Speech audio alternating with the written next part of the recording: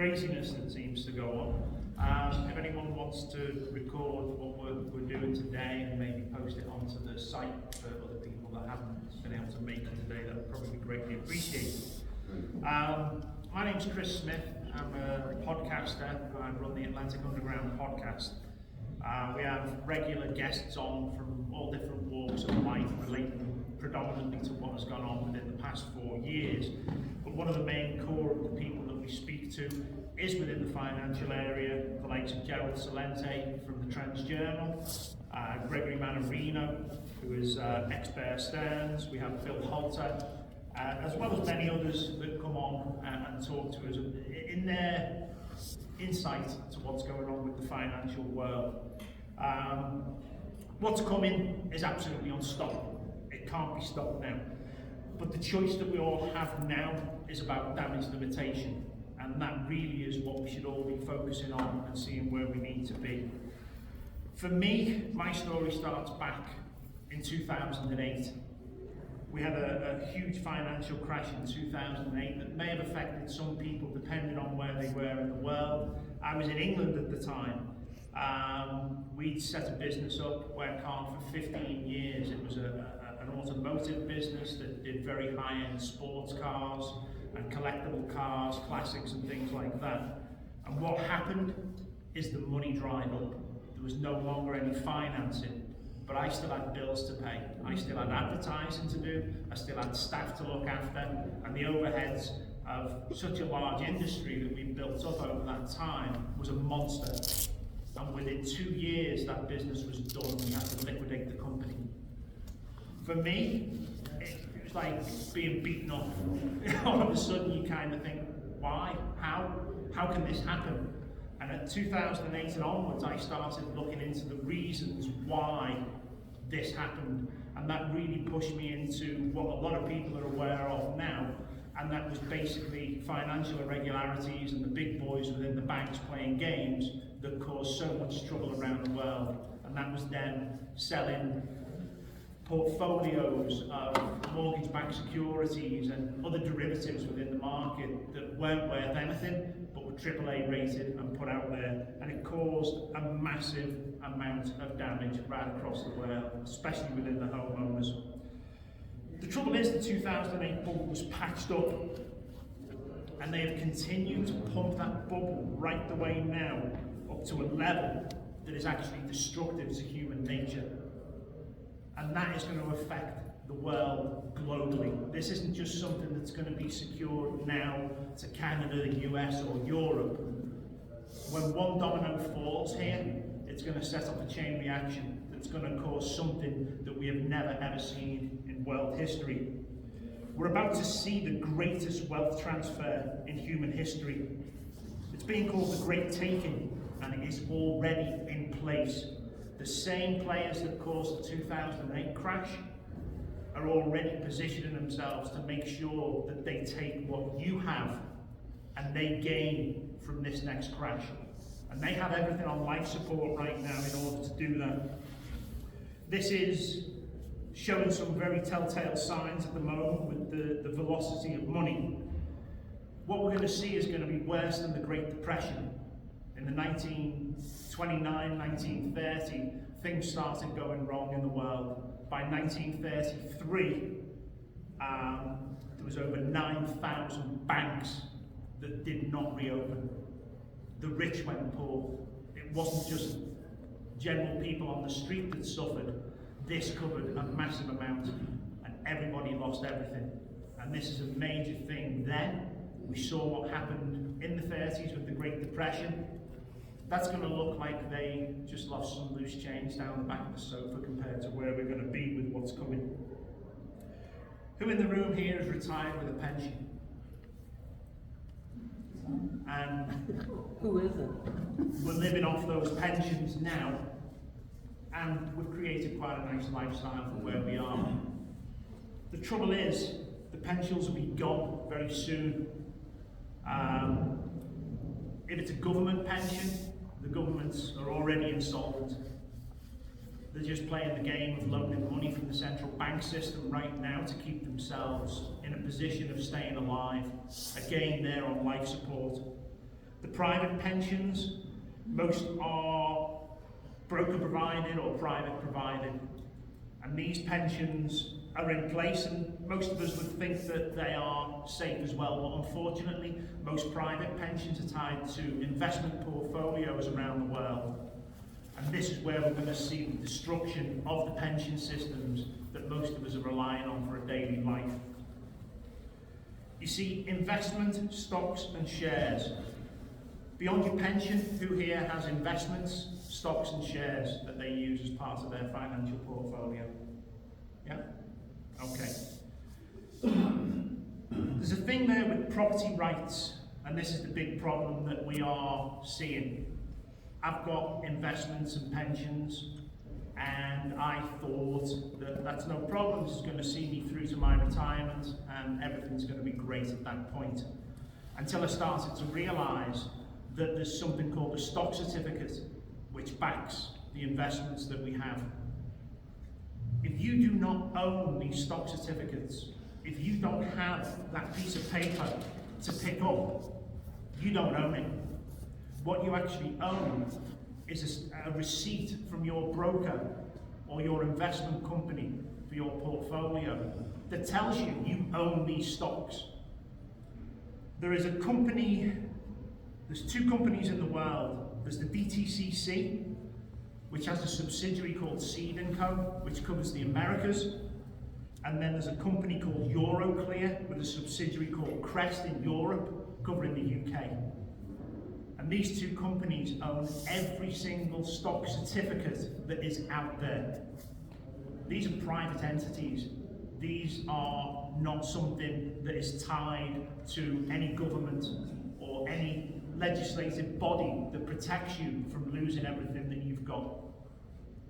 This is a major risk, because when it comes down to it, and we have a crash, which I am predicting within the next 12 months, you will lose everything. Because the stocks that you hold will be the property rights of Seed & Co and Euroclear. And you won't get them back. You will be so far down the pecking order on the ability to go in and lay claim to the value that you have lost, that you will lose everything in that regards. So we need to be very careful now where we have our money. I'm screwed basically, and I know I'm screwed, because I moved my pension from the UK to Canada, and in doing so it's become locked in. I can't touch that locked in pension now until that matures from the investments. I'm going to lose everything, and I can't do a single thing about it. But what I am saying to people here today is if you have stocks and shares and investments now with private companies, it may be time, certainly within the next couple of months, to make sure that you secure your assets, either get them out and put them into an asset class that's going to be safe, or maybe talk to them and maybe invest into the likes of silver and gold, which is some options that are on there. The banks, we all think that the banks are safe, and we've all got money in the banks. It's unfortunately a very necessary evil that is out there. In 2013, while I was researching again what went on, the craziness of the world, and why we ended up moving to Canada after being in England for so long, I stumbled across some legislation that the Canadian government had put into place, which was called bail-in. Now, after 2008, what happened when the banks went under? They were bailed out by the taxpayer, which again comes out of our pockets, albeit a long-term thing. So all the governments did is went and borrowed more money from the central banks, which are private organisations. These are nothing to do with the governments, and they're certainly nothing tied to us. But these banks were loaned money, they were bailed out. The too big to fails couldn't fail in the eyes of the financial system. And what happened is the taxpayer bailed them out. That was very expensive to the government, and obviously put a lot higher debt ratio in what the countries were owing, and certainly put a lot of debt onto the back of us, our children, our grandchildren and their children in the future years. So what they did, they brought out a bail-in clause, and this bail-in clause is now in law in place in every bank, in every government and every country that has a central bank overseeing it. And what this means is that when it goes down again and the banks start to collapse, which I am predicting we're going to have some major banks going under within the next 12 months, they're going to turn around and say they need to shore themselves up to get themselves out of this problem. But this time, the legal precedent is in place that it takes your cash, your funds out of the banks to do it.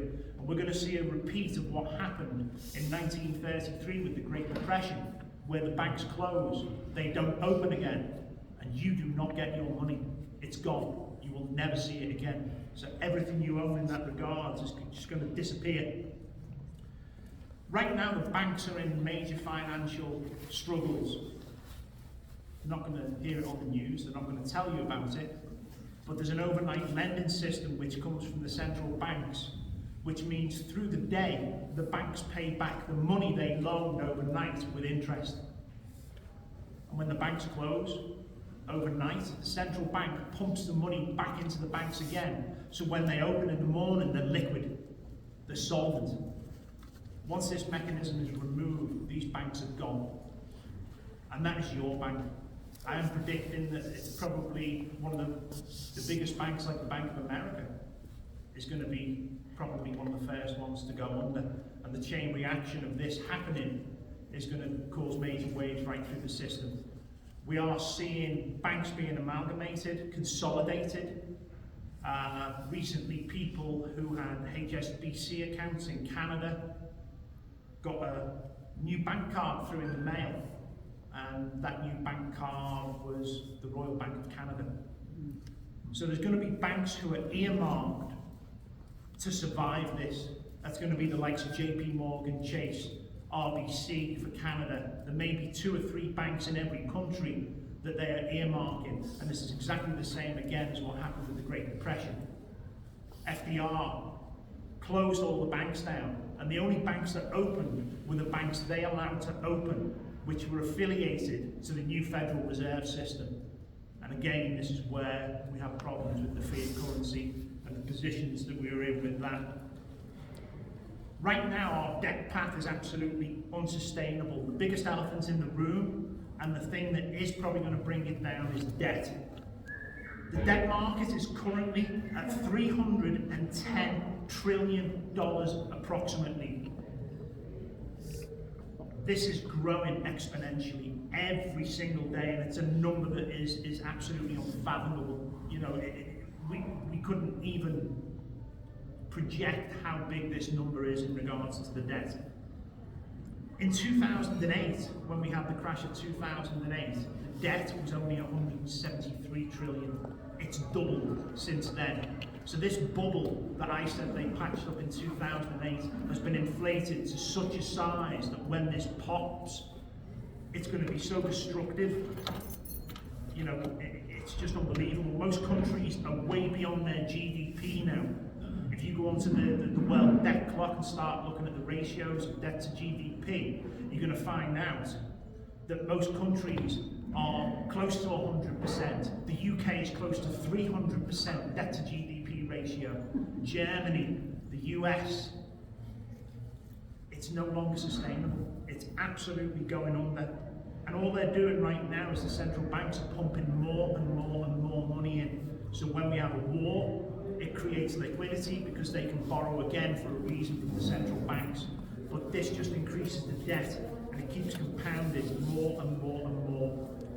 The problem is as well with the debt to the banking system, which is going to bring the banks down, is the delinquencies on loans and foreclosures on mortgages, repossessions on vehicles. This is at such a high level now, this is going to destroy the banks. And it's most likely that commercial real estate is the big player within this. Right now, the vacancy rates on commercial properties since the past 4 years, where everybody pulled everything out, made everybody in the workforce work from home, has created such a huge amount of empty spaces with the commercial real estate that these loans are becoming due for remortgaging for all these properties, and they haven't got any tenants anymore. The commercial real estate is coming crashing down, and with it is going to be the housing market and everything else. So the debt is the big problem here. The telltale signs are absolutely massive. The decline can be seen every day, and we stand to lose everything if we don't take steps to put it right now and protect yourself. We're about to see the destruction of humanity, where people are going to be starving on the streets. It's getting to that stage, and if we don't make the moves now to protect ourselves, we're going to be in really big trouble. This is all I've got to say today, people. This is what I wanted to warn on. I know it's not good news. Thank you. But what I'm saying today, We'll take care of you. I really do hope that you take this on board. You go away. There's a great thing you can look at called The Great Taking, which is an incredible book. It's free online, and also there's a documentary from the writer of that book that will give you a full aspect of what I'm saying today, and it's going to give you a greater idea of what's coming. I'm predicting this within the next 12 months. It's unsustainable now. We are well over levels where we are. They're coming for your money, they're coming for your property, they're coming for your stock shares and pensions. Make sure you protect yourself, everyone. That's all I can tell you. Thank you. Thank you.